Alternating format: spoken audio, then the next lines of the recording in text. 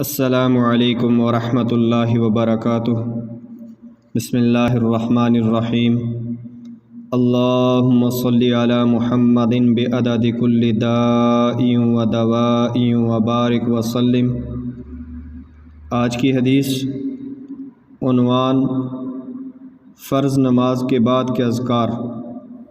حضرت مغیرہ بن شعبہ رضی اللہ تعالی عنہ فرماتے ہیں کہ رسول اللہ صلی اللہ علیہ وسلم ہر نماز کے بعد یہ دعا پڑھا کرتے تھے: لا الہ الا اللہ وحدہ لا شریک لہ لہ الملک ولہ الحمد وہو علی کل شیء قدیر، اللہم لا مانع لما اعطیت ولا معطی لما منعت ولا ينفع ذا الجد منک الجد۔